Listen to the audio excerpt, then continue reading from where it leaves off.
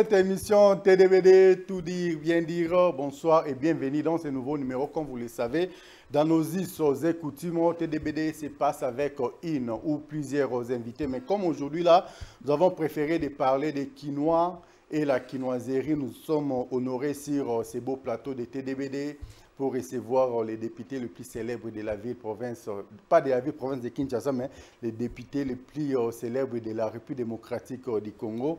Lui, c'est Yapa Chopanda. Ensemble avec lui, nous allons faire les speeches pendant une heure pour que vous puissiez apporter tout ce que vous pouvez apporter ou amener à travers cette émission TDBD, tout dire, bien dire. Bonsoir et bienvenue dans ce nouveau numéro Yapa Chopanda. Bonsoir, surtout bonsoir aux téléspectateurs, à tous ceux qui nous suivent. Bonsoir, bonsoir à tout le monde. Et bonsoir à vous-même. Non, je peux te tutoyer. On peut se tutoyer, non? Oui, oui, oui, oui. Bonsoir à toi. Merci beaucoup, Yapa Chopanda. Un grand merci à vous, un grand merci à tous ceux qui sont branchés en ce net moment sur Congo Bezo Télévision. Un mot pour nos nombreux téléspectateurs. Je leur dis de rester toujours fidèles, hein, parce qu'ici, c'est des bonnes choses, c'est des réalités. La fidélité paye toujours. Il faut rester fidèle. Vos oreilles ne seront pas inondées avec des bêtises. Ici, c'est des choses véridiques. C'est des vérités vraies. Voilà. Ici, on n'a peur que de Dieu. On respecte tout le monde, mais on a peur de Dieu. Un grand merci à vous. Yapa Chopanda Awa. Sentez-vous à l'aise. Je sais que nous serons vraiment en face de plusieurs Quinois et de plusieurs Quinoises. Mais la moindre des choses est que vous puissiez être un peu bilingue, hein, pour faire plaisir à nos nombreux téléspectateurs. Il y a ceux-là qui ont peut-être des difficultés pour la langue de Macron. Il y a d'autres qui ont aussi des difficultés pour la langue de Fachi Béton. Donc, nous allons essayer un peu de balancer pour que tout le monde se retrouve à travers cette émission. Aucun souci. Qui c'est ça, tout dit, bien dire, c'est écrit même là-bas, tout dit, bien dire, on dit les choses telles qu'elles sont, sans tabou, c'est que les autres pensent tout bas. Nous sommes là pour les dire tout haut à haute voix pour que nous puissions apporter un plus à nos nombreux téléspectateurs. Tout dire, bien dire, tout dire, bien dire. Un grand merci à vous, l'imbattable et brillant, Yapa Chopanda. Banaki no bakolanda biso, nangatue bana par définition, c'est qui un quinoa? C'est un natif de Kinshasa ou c'est lui qui habite Kinshasa. Littéralement, un Quinois, un habitant de Kinshasa. Étymologiquement, un Quinois, c'est celui qui est né à Kinshasa. Merci beaucoup. Et ça, c'est la définition d'un Quinois. Et la quinoiserie, c'est quoi? Quand Maloula écrivait une lettre au Quinois, parce que c'est le cardinal Maloula qui avait utilisé pour la première fois le mot quinoiserie. Dans son sens, il expliquait les vécus quotidiens des Quinois, la façon d'être des Quinois. Il y avait une spécificité entre un Quinois, à l'époque un Mouta, les venants. C'est-à-dire un Quinois, c'est d'abord celui qui, comme je l'ai défini, qui habite Kinshasa. Nous avions nos manies à nous. Quinois, qui respectait tout aîné. C'est-à-dire tout Boukolo était chez un Quinois, le respect était chez les Quinois, le respect habitait avec les Quinois. Un Quinois, c'est celui qui allait d'abord à l'école. Parce qu'à l'époque, on ne pouvait avoir des amis que dans des écoles. C'est-à-dire de 5 ans à 12 ans, c'est supposé, c'est-à-dire de 5 ans à 12 ans, c'est supposé qu'un Quinois a un certificat. De 12 ans à 18 ans ou 19 ans ou 20 ans, les Quinois ont un diplôme d'État. Et après, c'est l'université. C'est-à-dire, était Quinois, celui qui devait fréquenter l'école, qui avait des amis. Les Quinois jouaient pendant les vacances. Il y avait des tournois de foot pendant les vacances. Il y avait des excursions. On organisait des excursions pendant les vacances. Les activités quinoises étaient souvent... Il y avait même une chanson. Le 2 juillet, biso tembe na foire. C'est-à-dire la foire s'ouvrait le 2 juillet. Et nous, la classe s'arrêtait aussi le 2 juillet. On proclamait. Le 9 septembre, c'était la rentrée scolaire. C'est-à-dire les Quinois étaient celui-là qui avait toutes ces habitudes-là, cette routine-là. Alors, pendant les vacances, pour les filles, il y avait des Nzango, des Kédé. Voilà, pour des garçons, c'était le foot, spécialement le foot, le sport. Pas seulement le foot, mais principalement c'était le foot. Il y avait ceux des catch comme moi à l'époque. Je faisais la gréco-romaine, la lutte gréco-romaine. Mais les foot aussi. Des excursions, des cercles culturels. J'étais président des cercles des associations culturelles de Tchango, avant 18 ans même. Et j'étais vice-président d'une autre association qu'on appelait des Bols. Voilà, donc, c'est un Quinois. Un Quinois, c'était quelqu'un qui craignait aussi la police, qui avait respect envers la police. Quand nous, on était jeunes, je parle de mon époque, il y avait une unité qu'on appelait unité mobile. Unité mobile, ils avaient des voitures qu'on appelait Nova. C'est-à-dire ceux qui voiturent ne côté na balabala na bino yozo lengo kimi. Pour nous, on a côté na kataka criminel. C'est-à-dire criminel. Parce que nous, on avait cette chanson, on chantait Kangelanga Moyibi, Bengelanga Police. C'est-à-dire pour nous, Moyibi, Azaki Moutaloku Mouté, c'était les gens. Vraiment un anti-valeur. Pendant les vacances, je me rappelle de notre jeunesse, Tobanaro qui est na Kobega, Toke na Ibem, Femme comme Ibem. Avec un moto Sabikoti. Ibem to Sabikoti, na Kobega, to so bouchon, Bablo, to Sabami Touka, c'est-à-dire, on m'a plein, to mette ma chine na plein. Oche pneu, oche denzete, oche savon, moi maï, oche linza ozotambola nango. Mama somimbi si panier wana, oche côté moko niza tomate et comme cheval na yo. Ça dit kilo zaki na toki na mo belo na biso moko ya bomwana, mais le 9 septembre to zongi classe. C'est ça kilo. Un grand merci à vous, Yapa Chopanda. Un grand merci également à tous ceux-là qui sont branchés en CNET Momasi Congo Bezo Télévision. Ça se passe en direct. Il y a un numéro qui est affiché là. Appelez-nous par ces numéros-là. Si vous voulez intervenir directement en émettant vos points de vue, vos suggestions ainsi que vos réactions, vous verrez que nous sommes réellement en direct, pour ne pas dire bel et bien en direct. Pour les uns, Yapa Chopanda, la quinoiserie ou être quinois, c'est synonyme d'être paresseux. Tu peux rester chez ses parents jusqu'à 40 ans, 45 ans. Pour les uns, vous, en tant qu'un vrai quinois, vous êtes d'accord avec ça ou il y a quelque chose à ajouter là-dessus? Non, il y a à boire et à manger là-dedans. En fait, le problème, c'est la conjoncture. Il ne faut pas définir un quinois par rapport à la conjoncture. Qu'est-ce que les quinois faire? C'est un enfant qui habite chez ses parents, dont ses parents ne s'occupent même pas de lui. J'ai toujours dit, parmi mes chevaux de bataille, la lutte farouche contre les antivaleurs et la restauration de la famille comme cellule de base. Dans une famille où un parent n'assure pas, un parent n'assume pas, il perd son pouvoir, il perd son autorité. L'enfant qui y habite, il fera quoi? C'est normal, les parents n'ont rien pour nourrir les enfants. Les Quinois, c'est encouragé. On ne peut pas définir les Quinois que c'est non, c'est faux. Les Quinois, c'est encouragé à l'époque. D'abord, le mot Makizar est sorti d'où? Le mot Makizar est sorti de l'université de Kinshasa. C'est-à-dire les Quinois qui y habitaient à l'époque. Nous, on avait des grands frères comme il y a Théophile Mbemba, professeur Théo, je salue, qui habitait l'Inikin. Les Quinois habitant à l'Inikin étaient en mesure de loger même ses frères. Parce qu'à l'époque, je parle de l'époque, oui. Kinshasa, il y avait 400 000 habitants. Je ne parle pas de Kinshasa, il y a 20 millions d'habitants aujourd'hui. Je parle de Kinshasa que nous avons connu ou nous avons vécu. Kinshasa là, les garçons, les étudiants, les Quinois en général et les Quinoises, étudiaient normalement à 18 ans, à 23 ans ou 25 ans, ils terminaient déjà l'université. Et il avait son boulot. Comment il pouvait croître chez les parents? C'est faux. C'est faux. C'est faux, archi faux. La conjoncture, des guerres, nous avons connu des guerres, des déplacements, des déplacés. Et puis, les villages, à l'époque, nos villages, il y avait la vie. Il y avait des sociétés, les gens y travaillaient. Les gens venaient à Kin pour les achats et retourner. Mais puisque nous sommes Koufaki, plus de sociétés, Nabamboka, Banzele Zate, les centres de production, au Baosala Biloko, ils ont comme un centre de consommation. Tout est Koufi, Mboke, Koufi, Batouazui, Gouya, capitale. À l'époque, c'était la capitale présentée. Alors, qui habitait Kin? Oh, papa, nena, maman, nena, Kinshasa. Au besoin, oh, neveu, oh, non qu'on a bengisi, ou bien oncle, non qu'on a bengisi, ou bien tante na bengisi, ne banagoya, basaki, non de boité. Qui n'est pas qui, Quinois, à ces classes, à Zumusala, dans le sous contrôle, les sociétés allaient dans le campus à Kinshasa, pour recruter, même il y a deuxième licence, première licence. Nana Silisté, c'est pointé. Voilà, c'est ça l'iniquité. C'est ça Kinshasa. Et bon, 40 ans, on va parler. D'ailleurs, on a vie avant. On a jeune à 23 ans, ça bali, à Bani Kobota. Ya omoni to akinde mona ba père na biso. To la maman loko la jeune, maman ba obota biso na ba 13 ans, 14 ans, 15 ans, 18 ans, maman na 25 à 6 ko bota. Oyanga maman. Maman Cécile, abotanga na 18 ans, grand anga colonel abota na 13 ans. Donc on a 33 ans, maman na tiki de abota. Mais toi 9.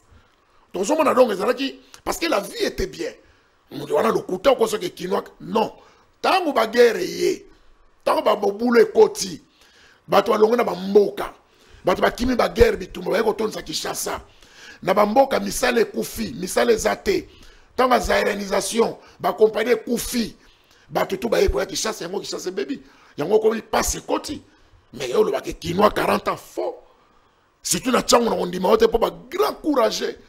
Mon petit moi à 19 ans déjà, à Silisi na INPP, pour y a pas de chambre formation, abandon ça la boulot na ye, azana parler na ye na momi na ye, abandon ça la vie na ye.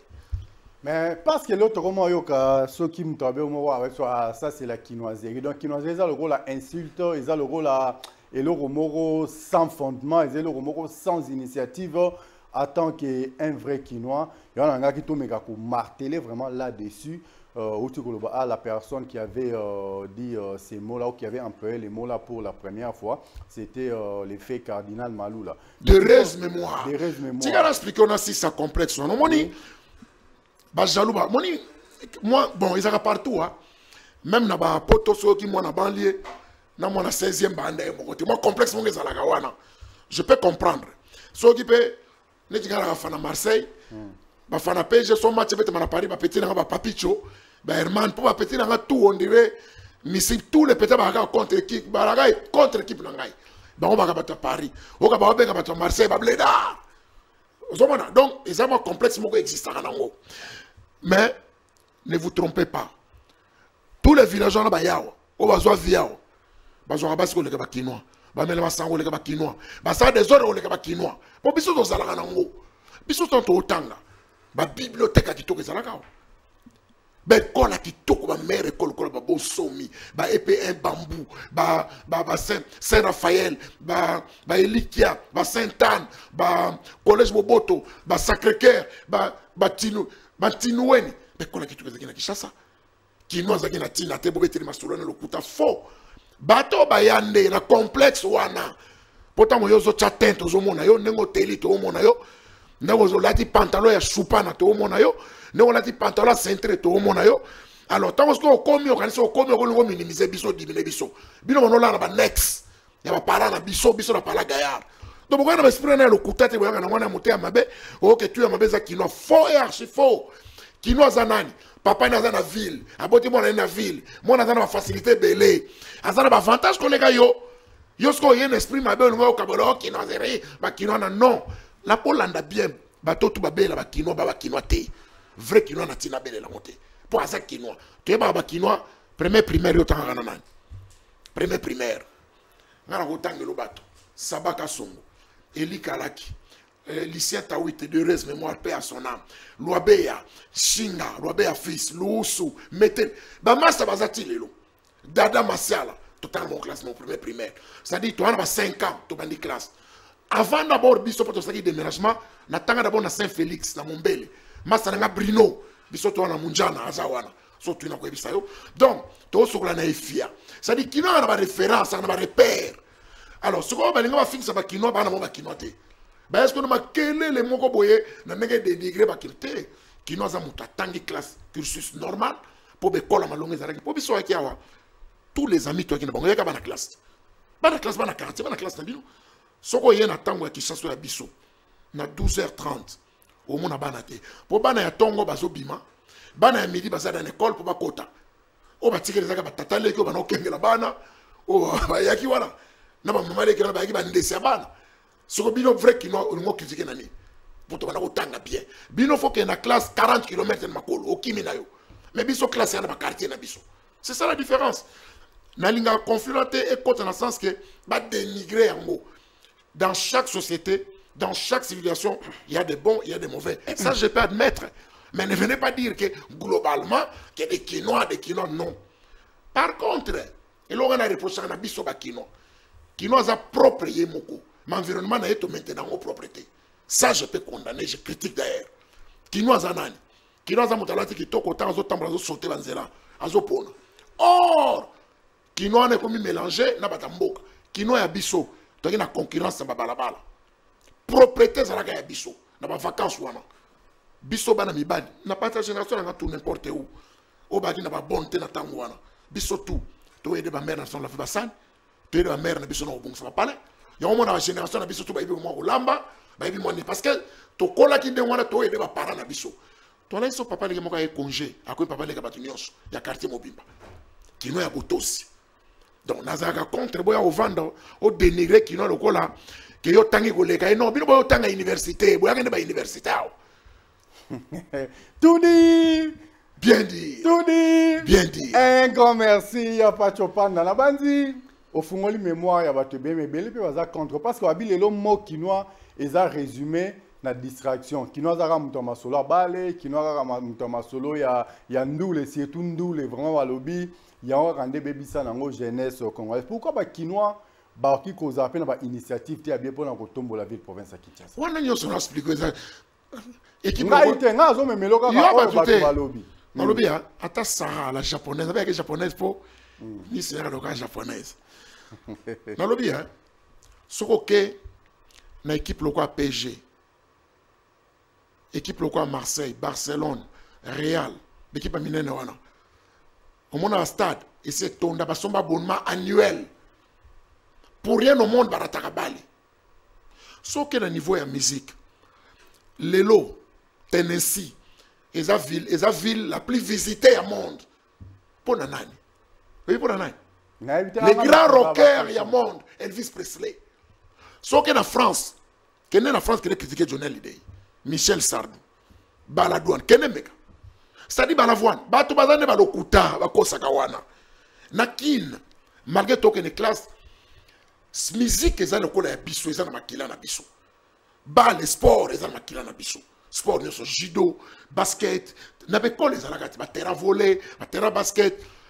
Bino ko ntango otanga na mboko ozaki na ngote yango yina biso oyo kosa soma kampona ni yango la kisinini la kiseno côté ba grand lokola ba Cicéron alobi il faut délasser l'esprit, il faut délasser l'esprit, il y a un temps pour délasser l'esprit, c'est-à-dire mutu dans la culture normale sport est un loisir so ba benga loisir tant mutasiri ici à quoi que loisir pour détendre l'esprit naï à délasser l'esprit naï na monité et donc comment Coupe du Congo, Coupe du Zaïre. D'abord, félicitations à Veclep, toi champion du Congo. Mais version na linga ko version oyo to benga mayanga pap. Il y a de l'art na peso mbote. C'est-à-dire Coupe du Congo ezaki soko bimi yango. Kasi yango vite ngano découvrir bandait. To bete konte chikunku jomo ka chabiso ba mama na bi. Ba comité ba ke ba sombi ba yenai. Wana ki Coupe du Zaïre atango wana. O fo beta na province nyos na dana lingi e pefkine zonga. Coupe du Congo et ont abandonné Zalaka et elle commande donc bo beti pour bi équipe makasi yango ndeto salaka léopard oyo ti lelo na bi classement nango c'est-à-dire que léopard essayé bani na kagi parenthèse ko boye la biso musique té ko boye la soni yango de mabeso ke empêcher musala na yo en quoi qui noy revers pour un orchestre kumisaka en quoi il est revers pour une équipe kumisaka ça c'est faux on est à loisir. Na babi kino avant nene masola wera na jibe banda tongo ti tongo ba compagnie yo tonga ki obengi bomba ke sala ba boye ezali o mona ka soki chantier bonge fonga ba meki bato o mona mondo ya kawana te kino za encourager opportunité de ça noter yo zela ba misali sala ma société sala ma pesa ya solo tango kino za la kala limité za la industriel la solo o ba na 17 mberi o mona ba vap o ke kuna kota kinga ba gudir ba kobega ba leilan enzal ba compagnie to zaka na kimba limité na parlons pas yo mona ka kino ya fene zalaka kino ke na coup de main na kino salaka na ba misala nezate yango siko toujours encourager ba initiative oyo bana ba ken bakane makasese ba sala bana ba na ba situation ya pacho o to sala réinsertion des jeunes à travers des formations, ça c'est très important. Pour Kuluna, ils ont salité, c'est sale. Aux Kuluna, c'est trop sale. Dans ma quartier, monsieur, il y a bisoso, meki qui Kuluna, aux hommes à Kamuno, à solo. Kuluna, il y a faux cop. Toko lingangote. Toko encourager binote. Manque à faire, oui, ça la bilanga. Il faut laisser valoriser. Ça la sport. Il faut comme ça mutu. Quand on a attaqué muta batute. On a les prétexté. Mais ce qui est vrai, qui nous a encouragé Moutokaka qui est na martyr alors que l'homme n'a recruté bateau. Au moins, son martyr au bout. Tout dit. Bien dit. Tout dit. Bien dit. Un grand merci, l'imbattable Brian Yapa Chopan dans la bandi. Bah, vrai Quinois, bah, qu'on s'est retrouvé en Sénégal. Mais qu'est-ce que les Congolais peuvent faire en général et les Quinois en particulier pour revaloriser les sous-mots Quinois ou perdre qui valeur non?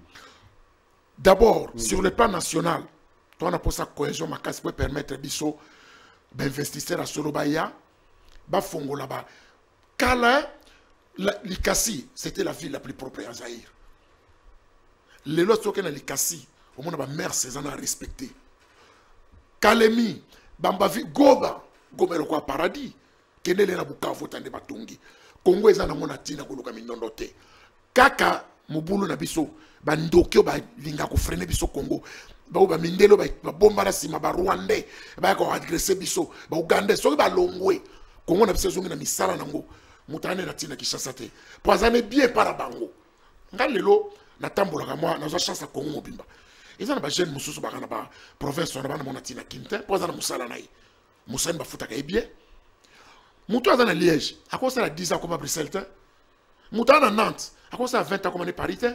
Ce qui est Paris à voyage. Parce qu'il y a un union sur place. Ce qu'on a retenir, c'est que les gens n'ont 18h, village ici, les gens là.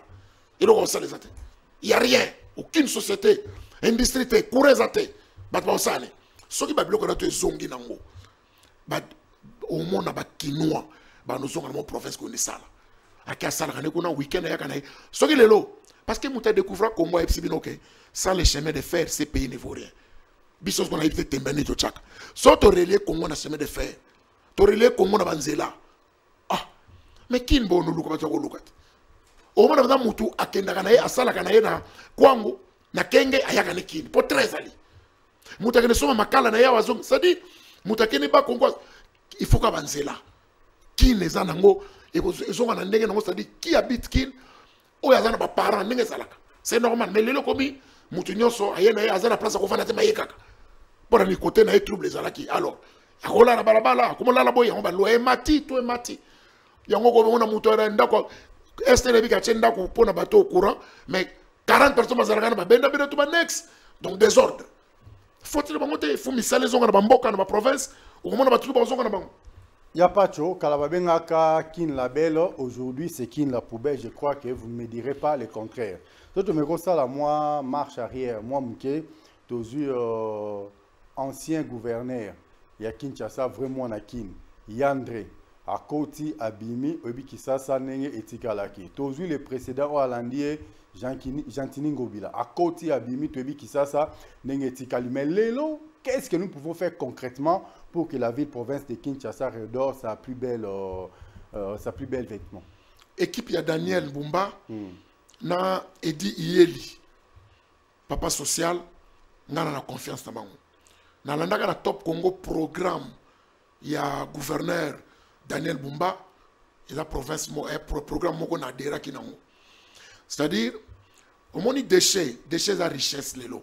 On appelle ça exemple Moko simple. Au moins, on a subi Bende dans Zela. La question quand il y a une réponse. Là où tu as public répondre. Bibende Zela raté pour la nini, comment au somba yango, pour nous retravailler yango. Ndenge pe ba souhaiter negoya awa pour nous traiter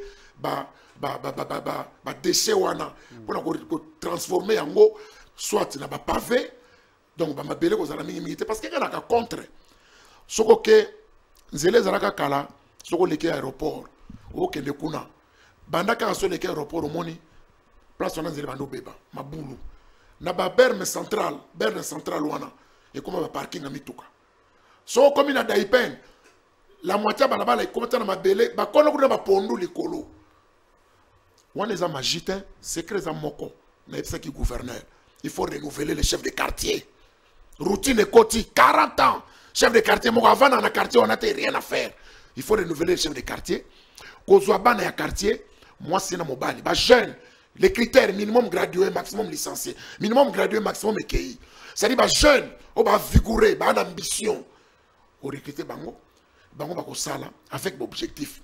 Chaque quartier est qu'on a 1000 arbres, arbres utiles, dans la place on va estimer pour combattre effet de zéro. Ça c'est un de deux. Les temps dans mon quartier, ma maman va y bien. Et vous allez pas s'attaquer à terreau et à mettre à balle. Il y a côté quand on te pose un quartier na yé. Mouta ou tenez les bandes n'a rien à foutre. À côté quand une bonne naïe. De trois, puisque va y bien dans quartier wana, va vous faciliter.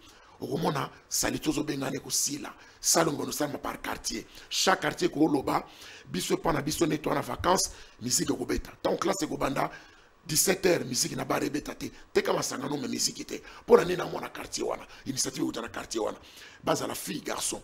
Chaque société, chaque activité commerciale dans le quartier wana, monter ça au répertoire des quartiers, chef de quartier pour sensibiliser, mobilisation par recette. Il faut foutre patente, si vous avez patenté, chaque fin du mois il faut vérifier est-ce que vous foutez qui.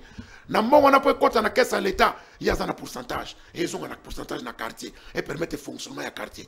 Chef à quartier cause na moto, na joina e, batambola, musane na quartier na ye. Chef à quartier ba engager ba chef de rue. Chef de rue za moi na ya venu wana. Moi, c'est le mobile toujours. Minimum gradué, maximum au mati. Donc, on mati sa niveau. Pour moutona la mouka tongo, moussa ne zaka balabala na ye. Mais, à refuta ma wapi. Mbongo, bon, na balabala les na 4 pharmacies. Balabala les na 3 bars. Balabala, il faut ta patente, il faut ta taxe, il faut ta patente, il faut ta nyons. Na mbongo wana azana rétrocession na ye. Automatique. Bon, faut la compte na banque. Makamute on rétrocède jamais la source makati et sa gestion a été c'est légal. Alors gouverneur on a moni vision yango ceux qui toquent na biloko na auto beta ville bon yango parce que une avenue propre est égale à un quartier propre est égal à une commune propre est égale à une ville propre, c'est tout. Et ça la magité volonté politique fait la politique vient bénéficier technicité na ville. Les gens qui sont dans la ville, 3 mois après Koufi, tant que ils sont là, ils ont duré combien d'années? Mukanda signé que Zawapi. Ceux qui sont là pour 5 ans, ils ont fait 5 ans, 1 au Bongisi Yango, 2 à Kandiyo, au Fosok Simbo, à l'État pour Zamoyibi. Tout le monde a minda, minda comme dans l'aide de mais minda, on a tabo Tchaki Yango, et on a gagné. Bogana Yondegani. Et il y a une ça pendant combien d'années? Pendant combien de temps? Service après, ils ont entretien. Nous sommes en légèreté. Ceux qui ont une vision de gouverneur, ils ont télémélé tout le monde. Et vous avez normal. Dans le quartier, ils ont les gens dans le quartier. Chef de quartier, et les gens dans le chef de quartier. Moins de confession était tel numéro 10. Moins de comme dans il y a des gens. On remplace ici. Bino vous avez les gars, ils ont des moteurs comme au Botamassango. Et puis, coup de gueule, on a un bossana. Bakinois. Atato défendre bino to zara pe conséquent ba mitu ke bangana tongo a ego ba client biso mutu kana soka che fier otikiye carburé tambola pamba na versement na poko ba bengani comment bino botiki ba re l'état sala bo monter na 4 boulevard bo réduire boulevard et boulevard comme ka moutiage côté tala kenes ko na mandela o mona kenen na limiter cette mais kena sendo poko ta boulevard Lumumba arreza après passerelle. Et puis, batama kolo ba 4 ça passerait les colo. Mais c'est pas tout on que pertit. Na loi passe pas tout place passerait les ali. Parce que piéton 4 ça place marche piéton les ali. Il y a un place on ba chasco passerelle. Au 4 ça la passerelle ou les qui na ngambo sili. Yo 4 na seba tout on que zéro. Bino ba hôtel marena coin. Mutauti sendo ali ngakota wana mutabima avenue université. Sikoyo oyo Lumumba. Mon livre kinois. Aiba tout wana. Et quoi on est-ce que écrit mon boulot? Écrit maman na mobulu. Nous sommes garé après passerelle. Ah oui, ça fait monter à côté de la yo kinois, yeba ke ba ka nego yo. Chauffeur que na hôtel ma liboso bo landa etika ye. So akete na kuna mutaye ta obeta arrière. Yo des patrons. Pour l'honneur de mon peuple, je ne me tairai point. Donc na kona kwa ko loba, na ka parenthèse à côté. So de mouton. Soko leki na Pascal, on leki quartier 1. On est na sur des moutons ya Bethany, marché ya Liberté. Au côté na au babengaka route principale, route babeng on est na comme on goya. Accès prioritaire. C'est supposé mouta côté na hôtel manil par. Ndele comme na barré. Au moins mouta côté na voie rapide, mazana réacteur mazo kitsabato. Bato ba ko bibila wapi. Parce que mon panzo macadam, mouta ko sauter après que ne koufa ba que ne sani. Bourgoumès a commis la massina.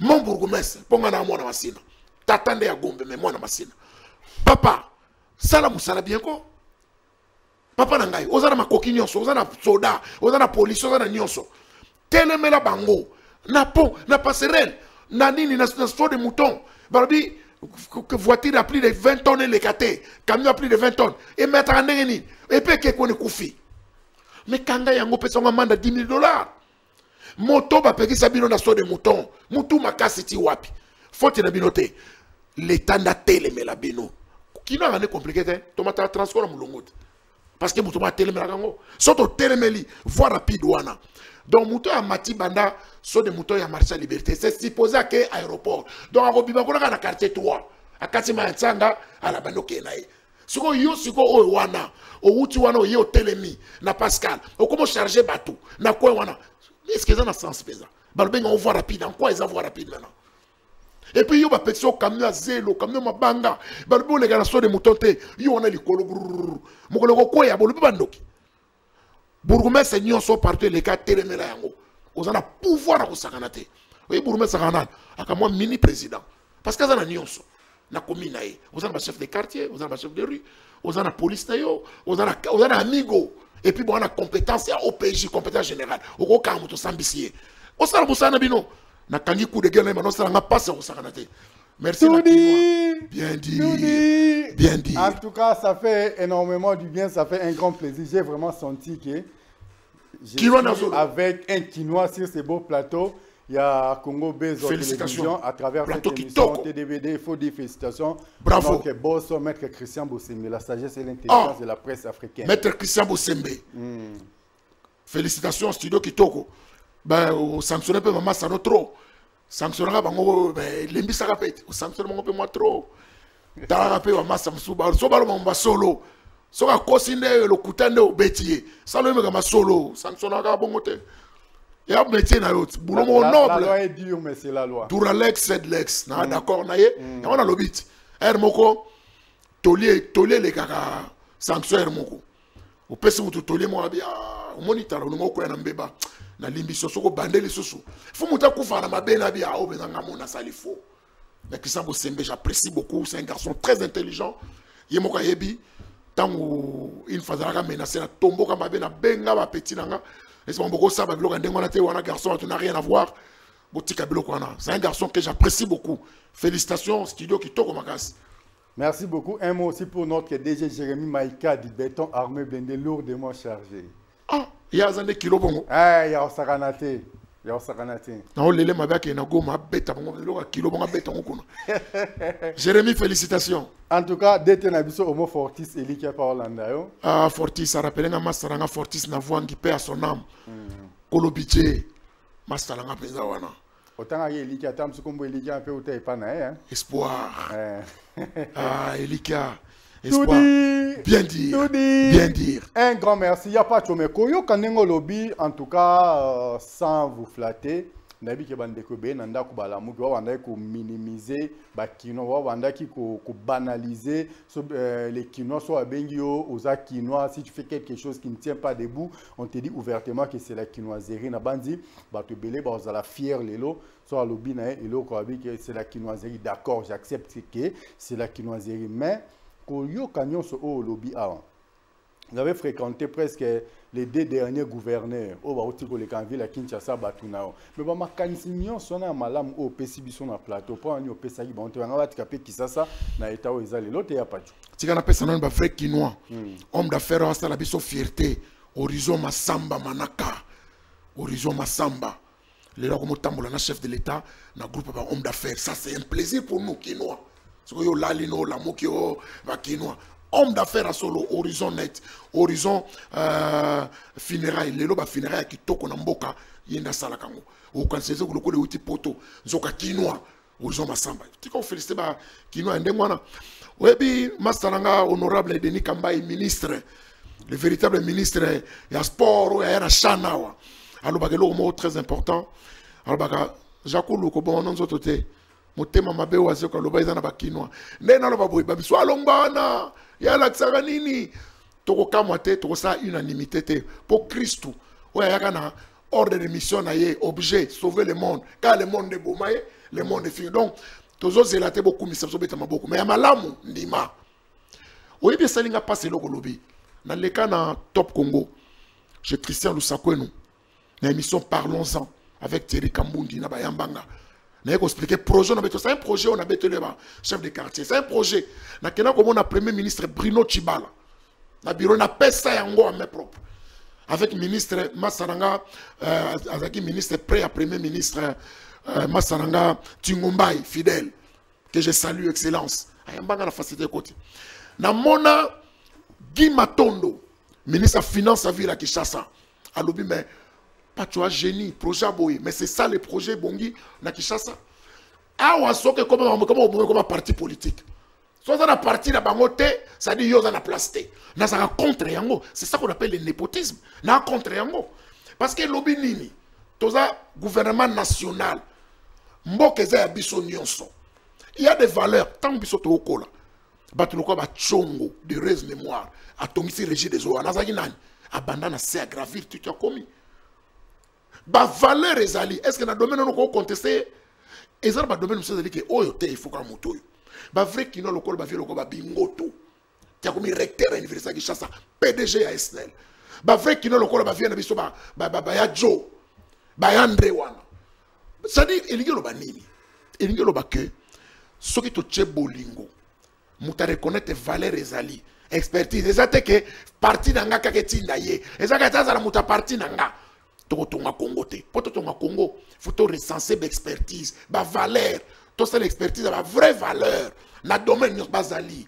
nzamba sala grâce ezala batu muso discuter na été obi domaine o te boluka ye nte na domaine o futel non ya za makasi débat ezate asali unanimité mais mutwana pourquoi dans le gouvernement te domaine tel le cause la justice za makasi yeyo politicien yeyo politique c'est ça mais si tu as l'exclusion il y a un moment projet on est salamate pour nazala à l'époque en 2009 Nazam Moutoua Liboso a la réinsertion de Kouloun à travers la formation. Évariste Bouchab vient dans la présence assemblée, honorable excellence, à Parinaka projet wana. Nazwa ba jeune 280 jeunes. Na meba on a INPP. Na travers ça la kango avec ministère ya intérieur. Na sala kango na batutu. Tout ça, d'abord séance, va expliquer le respect du bien commun, respect du bien public. Pourquoi vous respectez bis à l'État? So ba on libanga. Eza ya mututa, eza ya bisonyos. Nazu ba jeune, filaire na filière. O ba liba kene na menuiserie bake. O ba kene na maçonnerie bake. O ba kene tant ba jeune basilisi na doté mongo ba quitte réinsertion. Ba jeune ba comme na propre compte na bango. Naza na projet jeune, fille, gâche pas ton avenir. Na koma projet wana na koma yango na fondation Mama Denise Lakeo ba répondanga que eza précédé na zelana eza urgente na zela or projet eza nini ko yebi sa jeune fille de 13 à 18 ans kangama na ngo silisa na no classe pour ça 6 classe a koma na choix na ye mon jeune fille a 6 classe na su diplôme a koma na moi valeur na ye soit côté université déjà buzo be pas nese longwe akobala mobali à niveau na ye akokene moi bien jeune fille a boti na 13 ans mobali a sente yo ou azaki na 16 ans moi na classe mobali na continuer classe donc il y a aussi sa classe akoluka bala mwasi yo te akobala mwasi yo bakuta na université yo sko tukolo teka ba mapa tukolo teka ba pondu ba choli yo or soko garder 5 ans wana opesa on pas na classe kaka classe te na formation na nyoso lingi okomi na valeur soko okomi na valeur obengani banyanga la kata mibala malongane ba kozwa yo souhaité otoma ndengwana ba projet na komanga moko na komi ba répondre non c'est pas urgent muta répondre que ngazali na kotanga pe comme me sentir rien na comprendre que point où tu pas na yete zo so te pas na ezaki mama na projet na lingaki première dame na biso distinguer première dame a marrainer lokwana na sens nini que ye asalaka éditorial akomaka pona na ki yango to luka école pilote pona osala yango c'est-à-dire chaque mois à comme éditorial pour ma fille par exemple propriété de la jeune fille il y a za moi si à bango à comment kitoko papa ba jeune to chango numérique et ça pour ba limité partout école pilote to tchel bango modem na internet bana bazo kota ba yo ko ba so na ye par exemple moi ko ya maman qui pas vite était qui ba oté ba jeune ba valeur de kota na moto ba jeune fille au monde qui bouso bébé au sanini et ko diminuer ba projet zali mais et comment ceux qui yozana bangote ba kanisi kozana bangote nzoka divergence les salaka mboke zana kitoko toko zabiso se sika mokote démocratie le bini to zara mais to sangana pour to sala loko mboka na biso c'est ça donc question de ça passe parce que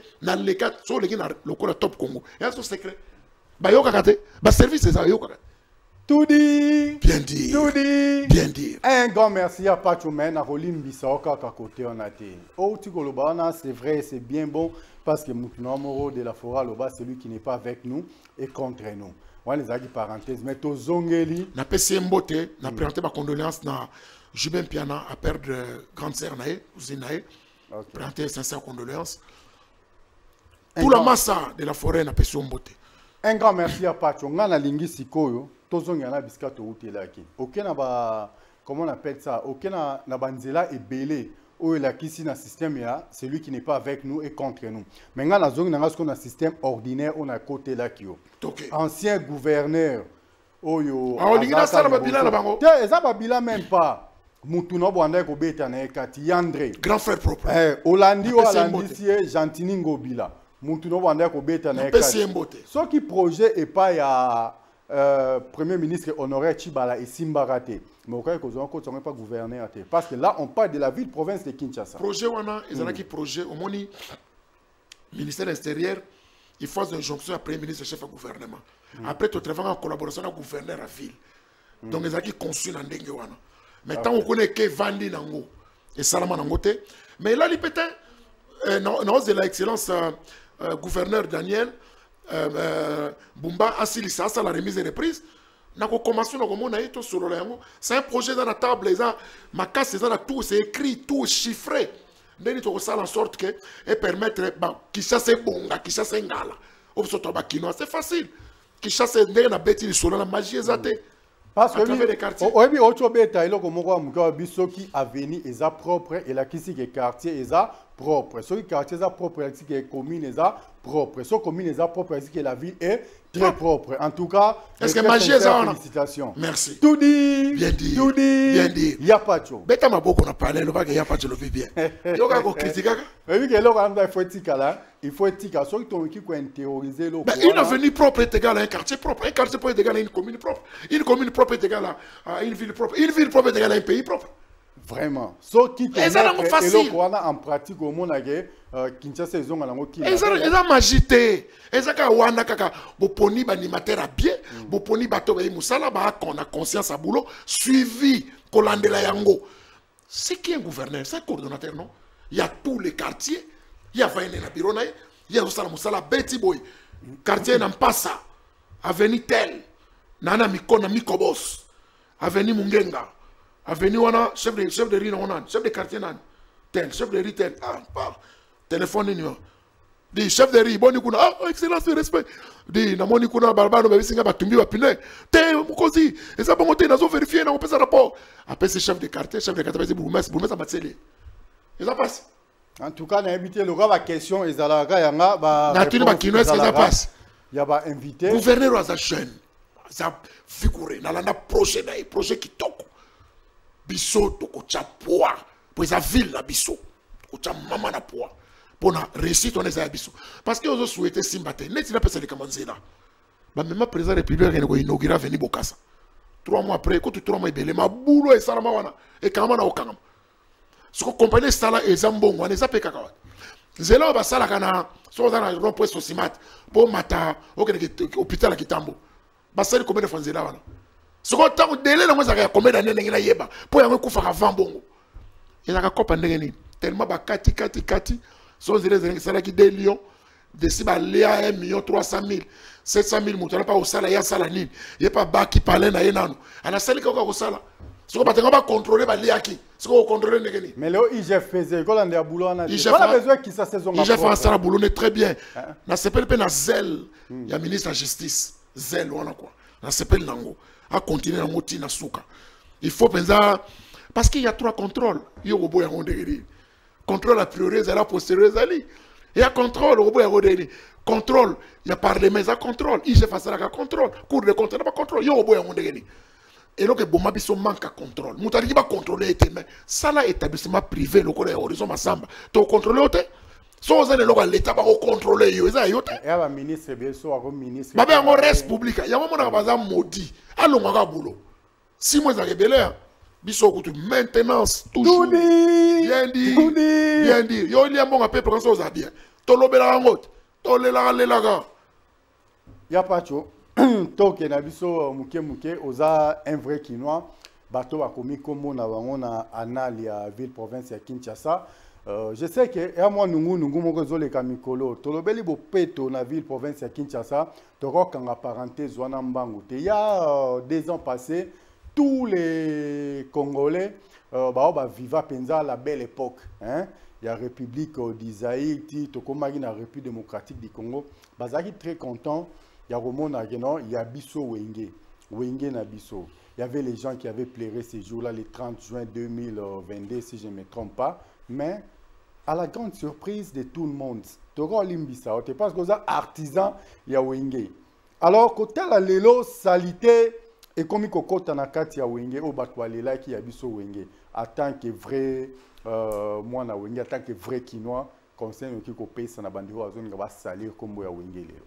Na promettre ba Kinois que na ozonga to solango na lo mamba balabala te fona kota na source na mona tel to développer so na zuide na ozonga to na bombango na koya na projet ba Kinois na ozonga là et a promettre au PC à la télé va te voir la ouais na ozonga na ngo fona solo na ba mona comprendre ngo bobo na yo ko loka tout le monde c'est pas bon fona mona na solo là na ba subasma na mweza nini mingi pesa mamba diabo kaka monde ya monde diabo makas mais na ndenge yo kela ka ngaka na isala ndenge na yo kona koza d'accord te na ko secrétaire on za monde faut unité zala on a famille yo mona ntana beta li solawa ba to yeba ni bona primaire bo yeba ni boke université secondaire boke université libota soko bino so bo swani bo bana bino bo peksa bana basu ba yoka wana ndongo ya mfuna zo bana ba donner nyonso pona beta ngo bakina na ko beta likolo boite tout dit. Bien dur. Un grand merci à Pachopanda. Un grand merci également.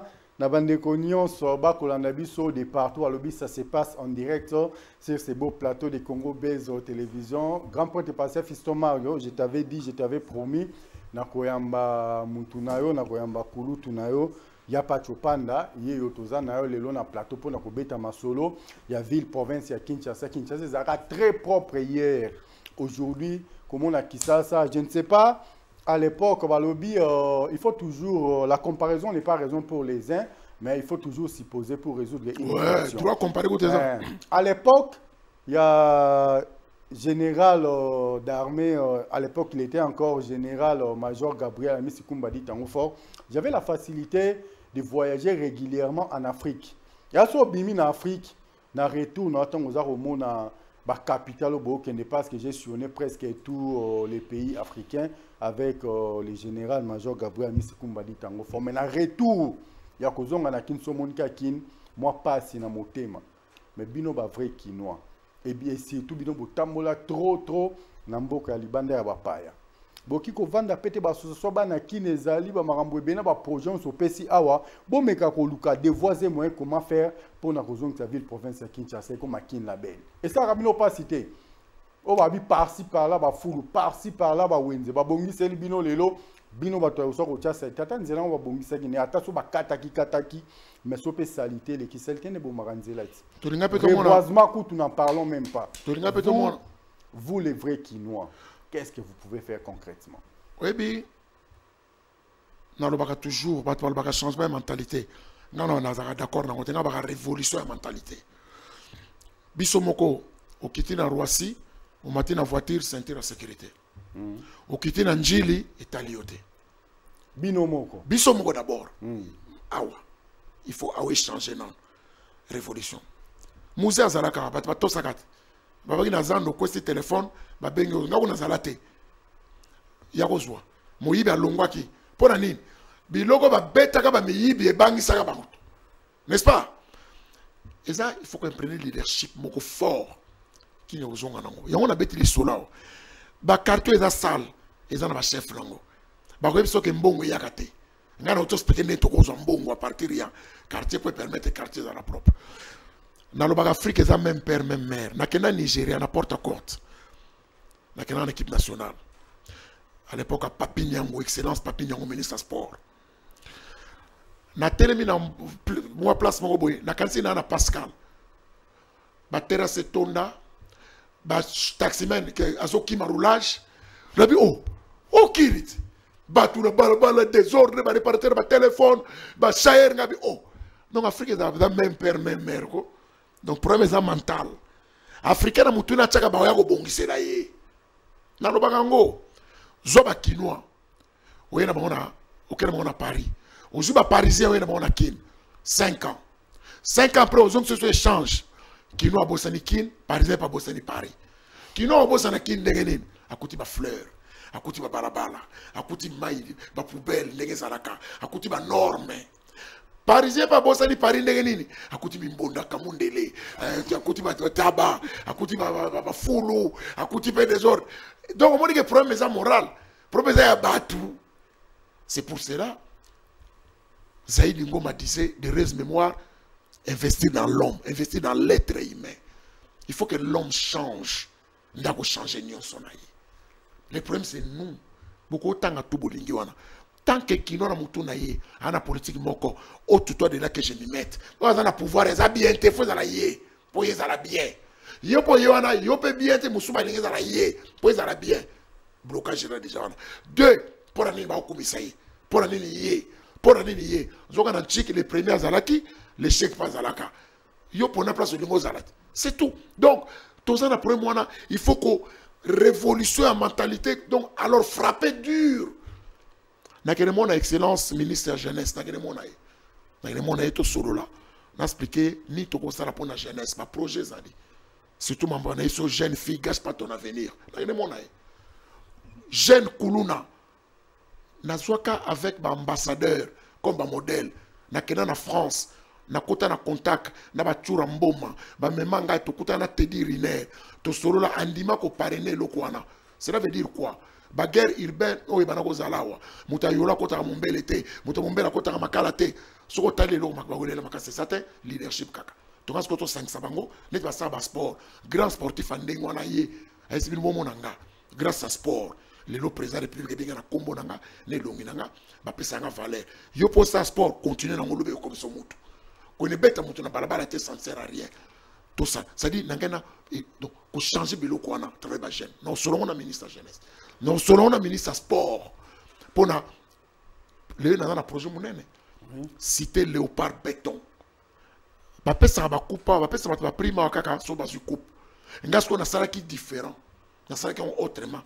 Tant que tu commences le 3e match, si tu gagnes tu na quart de finale.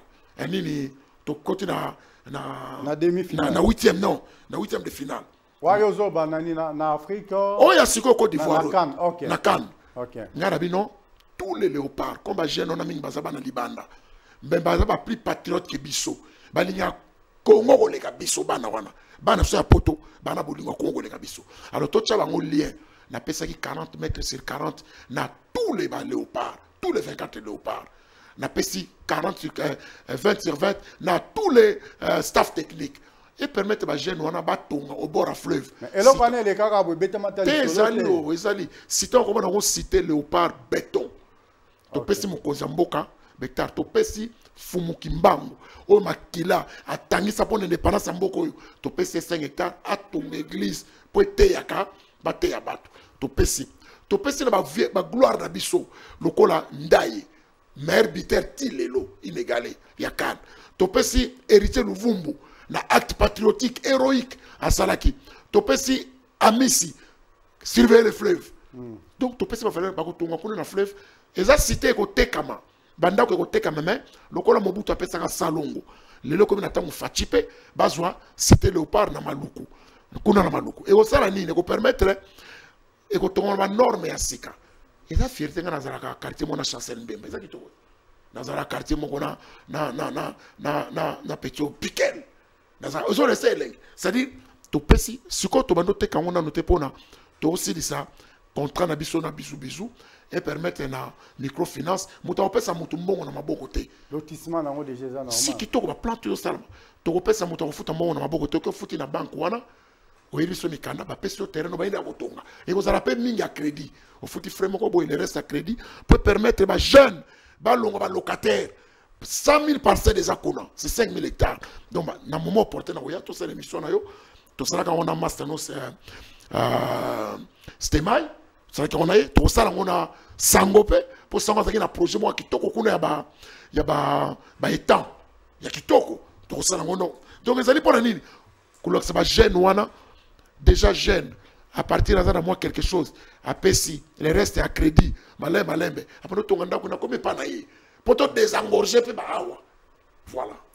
Merci beaucoup Yapacho, nous sommes arrivés vraiment à la fin de notre speech de ce soir. Certes, je vous ai posé l'essentiel des questions que je devrais faire pour ce soir. Il y a quelque chose là, autant aux Oebi que nous faisons tout le Belakin, tout le Belakinoiserie. Peut-être que l'eau qu'on a, dans un surtout nous on a pourquoi l'élo. En une minute, qu'est-ce que vous pouvez dire? Non, rien qu'avec un minimum d'amour, nous changerons ces pays. Les Quinois, avec un minimum d'amour, nous changerons cette ville. Et de l'amour, c'est tout. Parce que quand on dit qu'il est sale, nous sommes tous concernés. Réellement, elle est sale aussi. Mais qu'est-ce que nous faisons pour que la capitale soit propre? Yo zotam dans la voiture, na copine na yo, beaucoup de supermarché, on met les fanta, on les loko bois qui na balabala. Pon na lokota. Yo na me douma na yo, na taba, bo uta côté, o da ma boke, bo uti côté ba kinkole, bo zo côté yo, ozu ma kaso bois qui na balabala. Pon na lokota. Na acte nous rendre kin propre. Nous sommes responsables, nous-mêmes assumons-nous. To banano ko bongisa et pas na biso di bosa lo pa on a biso to bongisa on a voisin Hollande. Les bonnes habitudes sont contagieuses. Rien qu'avec un minimum d'amour, nous changerons ces pays. Tout comme les mauvaises aussi. On a l'habitude de ma bête, yo joga bien. Alors, joga bien, il y a un moment les premiers barans antiques, surtout aux zones l'échec. Or biso ba toujours les premiers. Tout dit. Bien dire. Tout dit. Bien dire. Ça a été un grand plaisir pour moi de recevoir aussi ces beaux plateaux de Congo Bezo Télévision, les députés les plus célèbres de la République démocratique du Congo. Lui, c'est honorable Yapacho Panda. Quand je dis les députés les plus célèbres, Orobo y a à se poser question. Est-ce que Rwanda Rovandati, 1h du matin, pour nous Yapacho Panda Roleka? Donc, je peux déjà réponse. Oui, non, c'est que j'ai dit, je n'ai pas tapé à côté. D'ailleurs, mon jeune frère, pasteur Fiston Maro, à partir des États-Unis, en Sénat, mais lui, c'est un 0044. Il y a un habit. Ah, Soro Yambi, l'imbattable brillant, Yapacho Panda. Tinderata extrait au lien, mission à la Nangona au Kanenge. À Koloba parce que pasteur Fiston Mario Moussa Nzambe donc le côté on a pasteur il y a eu un goyo c'était à Boboto c'était à Bolingo et l'autre est moko kaka toki mamabe to sala malam poto kende lekolo c'est ça la repentance yo au terme voyage aux États-Unis. Un grand merci à vous Yapacho Panda na bandi. Pasteur Fiston Mario, message nayo et commis Yakoloba Mingi Ezate, total respect à notre boss, le professeur Maître Christian Boussembe, la sagesse et l'intelligence de la presse africaine, pourquoi pas dire total respect à notre DG Jérémy Maïka du béton armé blindé lourdement chargé, sans oublier notre DT Homo Fortis, Elikia chef Yabana Père Bakulutu, la bandi banderognon sur Obolanda Kibiso, na bandeliti, tout comme okende. Vraiment, Nasuka, il y a émission Nabiso, je dis un grand merci. Oui, il n'y a pas de chose. Non, on appelle si Maman Sarah Ikafwa, la japonaise. On appelle la japonaise pour missionnaire Zaraka. Moi, c'est qui toko ya bois noir, on appelle si Mbote. A comme là, qui a un message à il n'y a pas de chose avec l'émission Bakinois, il y a défendre Rabiso bien. On a bien à défendre, il y a malam, il y a ma ben, à condamner. Le Quinois est propre, son environnement est sale. Il faut que bon contraste, Quinois fasse dans la propre environnement est propre. Maman Sarah Ikafwa, aux la japonaise ou la chinoise, n'a évité peut-être que la coréenne, Maman Sarah Ikafwa, Ikafwa, Sarah, Ngana Pesio Bambote, Ebele, c'est tout total respect à vous. Un grand merci, Nabande Rognon, aux Agui Nabiso, du début jusqu'à la fin, pour qu'on va faire un clin d'œil à ma consoeur Orsène Nganda, Orsène en tout cas.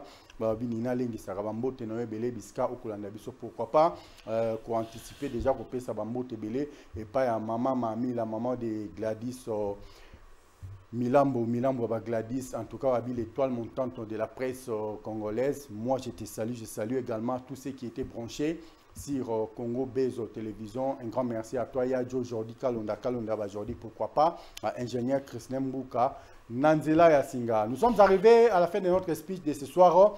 De l'Obela Kimingi, la quinoiserie, les quinois et la quinoiserie. Nabandi, il n'y a pas de panda à PC définition, il y a les quinois à PC définition, il y a la quinoiserie. Pour les gens, on a quand on soit avec quinoiserie, et ça, qu'on finit, qu'on minimiser, qu'on s'arrête pour comprendre que la première personne, Oyo Alobakian, c'était le prélat cardinal Maloula. Moi, je suis allé quand le cardinal Maloula a yebi la complexe scolaire cardinal Maloula a yebi que non, c'est la formation. Ce que je veux dire, c'est que je allez comprendre quelque chose qui nous a insulté. Peut-être que péjorativement, on peut comprendre. Les Quinois, efforçons-nous. Tous les ville province, il y a Kinshasa très propre. Quand une avenue est propre, le quartier est propre. Quand le quartier est propre, la commune est propre. Quand la commune est propre, la ville est très propre. Et ainsi de suite, la République sera aussi très, très propre. Battons-nous, travaillons tous d'arrache-pied pour que nous puissions apporter notre tonus, pour que nous puissions apporter notre petite pierre à la grande édifice qui est la République démocratique du Congo. Ça sera une chose vraiment merveilleuse. Depuis que je suis de ce monde, je n'ai jamais vu un président remettre un trophée dans une équipe championne. Tout le monde aura Libanda, Coupe d'Espagne, Roi à Espagne, il faut remettre le trophée, Coupe du Roi, tout le monde est roi, il faut remettre le trophée, ainsi de suite. À l'époque, Bandeko Baviva qui pensa nettoyer, pas tu as Maréchal Mobutu qui remettre le trophée dans une équipe championne. Quelle que soit la couleur du match, quel que soit le match lequel j'ai été très fier, il y a Romona Fatih Béton remettre le trophée. Et ça les Sengo Makasi. En tant que Véclibien, dans ce pays qui m'a cassé, puis on a félicité l'équipe Wana Céleste avec coach Nango René Makondele, le Kinangai, René Makondele. Tu gagnes na biso, mais l'équipe Wana, ce qui est du moyen, non, mais les gens m'a cassé. Naïbi que physicien Zawaza Sima, le grand manager. Maintenant, quand sauter René, Batou Alanda qui va là-bas, l'équipe on les a construire. Bah là, il y a la chance d'habiter. Bah bêtise, si biso balé à solo vraiment, bravo. René Makondele. Non, bravo, félicitations. René, fier na yo. Donc bah coach, mais pourquoi tu oses même la vie? On a grand coach, bravo. Bah coach le quoi bah ibenge. Au moins dans ma chorale bah ikulu tu ne bah ibenge. Coach, équipe est dans la G. Bah les où t'en as C, matiti likolo. Vraiment. Pour respecter qu'à vite équipe, on a gagné des choses. Merci beaucoup. Rien à dire de ce côté. Je crois que notre prochain invité dans l'émission est René Makondele. Avec lui, Torobé Tamasolo à foot congolais. Qu'est-ce que nous pouvons faire pour que nous puissions remettre les foot congolais place Zalaka Kala et le banc Claude Leroy.